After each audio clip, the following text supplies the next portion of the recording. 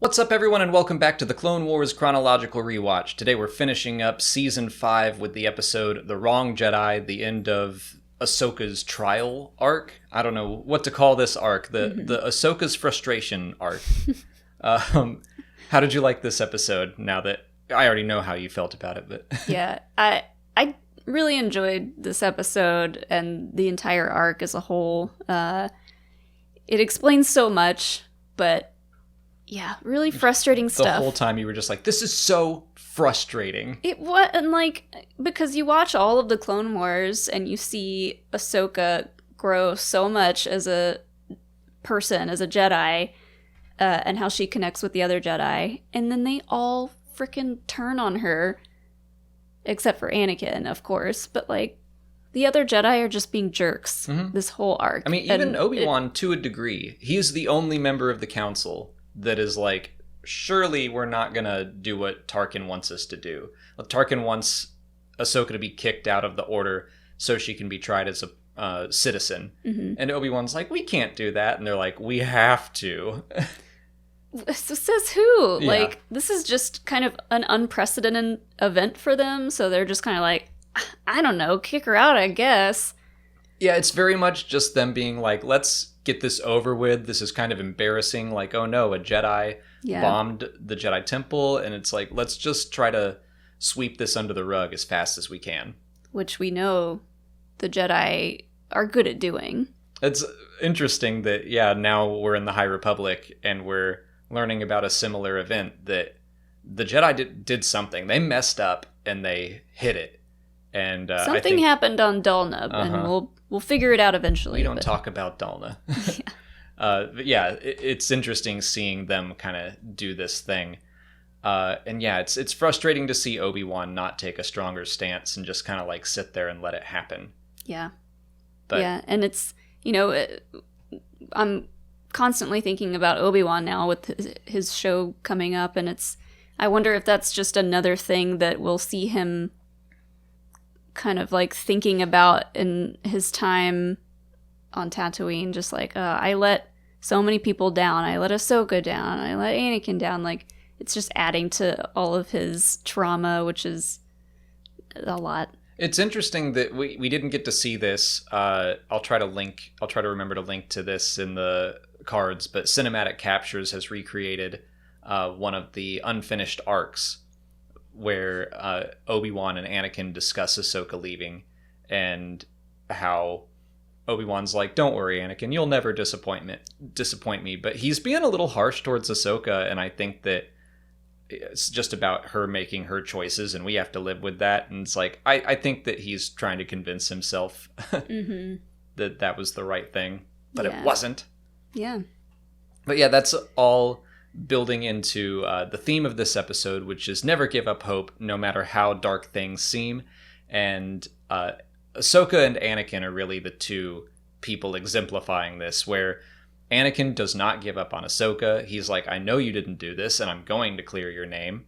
And meanwhile, Ahsoka is on trial, and she basically only has hope in Anakin anymore. She's said to Anakin and Padme that, like, I appreciate you sticking up for me, but I don't have much hope that the council is going to help, and I don't think the Republic is going to treat me much better. Which, I like that you brought up Padme, because I like that they included her in this episode and that she was the one to represent Ahsoka in her trial, because that makes the most sense. And, it's really cool to see Padme come in situations like this where she's like, I know about this stuff, and here's how I can help, and I can be useful. And they actually used her, which was nice to see. I was also thinking about how the Forces of Destiny shorts kind of hinted that Ahsoka knows about Anakin and Padme. It's like the worst kept secret in the galaxy at this point. Like, we keep learning more and more people know about them, but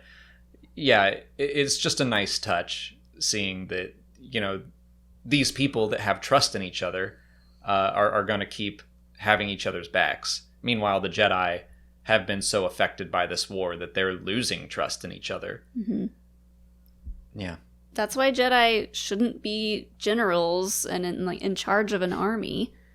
Right. It's just, Yeah, it's definitely skewed their like vision and how they think about everything else, basically, and the trials in general involving other Jedi. They're just like, I don't know, get rid of them. Yeah, I think the Clone Wars is in part about what happens when good people go to war, and that it's like it's going to affect you no matter what.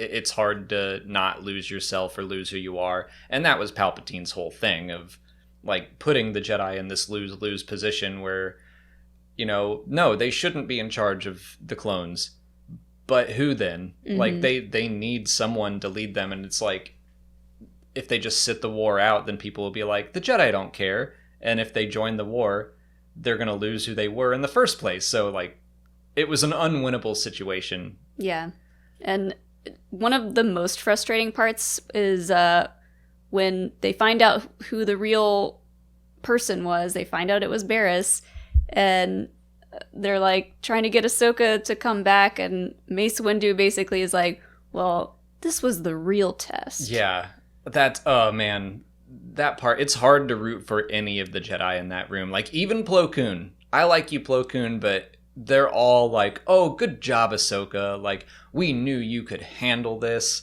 And, the Force works in mysterious ways. And we didn't know that it was going to challenge you like this. But, like, you proved to us that it's like, shut up, all of you.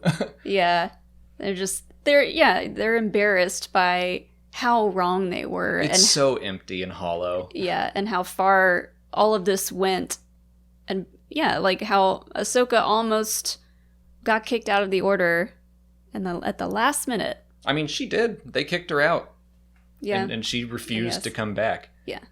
So, yeah, that part irks me so much, how they won't apologize.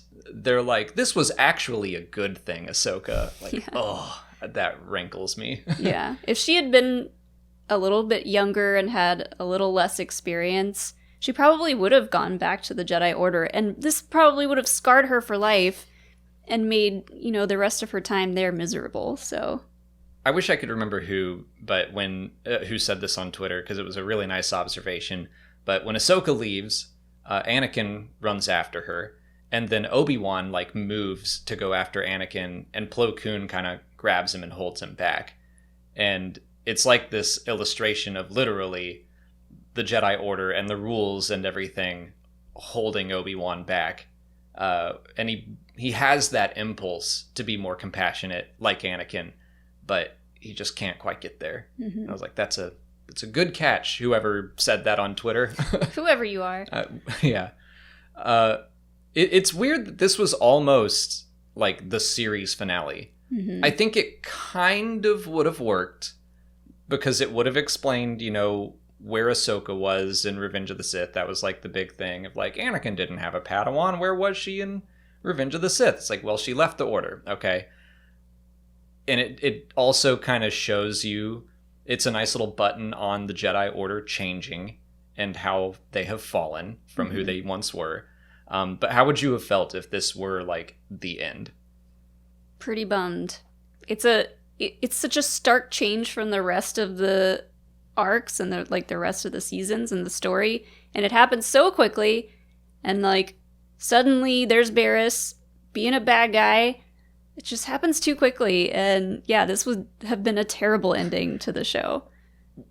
We were fortunate enough that it was already on Netflix when we started watching it, so like we didn't watch it when it was live, when it was starting to come out, and then about a year after this episode aired, Season 6 came out on Netflix. So we just got to binge right through all of that.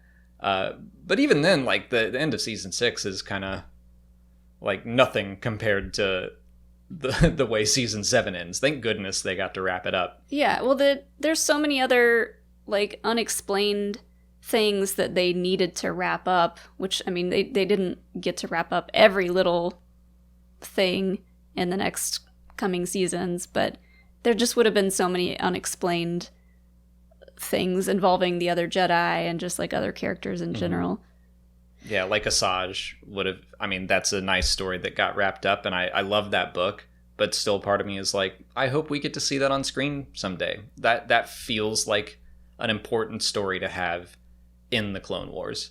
Well, and like so many people love the clones themselves and say, you know, the Clone Wars is about the clones just as much as it is about the main characters, and we didn't get any ending to their stories in this arc, so this would have been a pretty upsetting ending. That's true. A very clone light arc. They just exist to be like murdered and to frame Ahsoka. Yeah, they exist to be like working at the jail, and they're basically little just security guards at this point. Yeah, I like the way you say that though, that it's about Rex and Ahsoka, because that's what Dave Filoni said. He was like, when we knew we were going to do a final season, wanted to do an arc about the clones / Rex, an arc about Ahsoka, and then one about them together. And yeah, that's, I think, season 7, even though really it's all about the Siege of Mandalore and how great that is, but it does offer closure on like all of those things. Yep.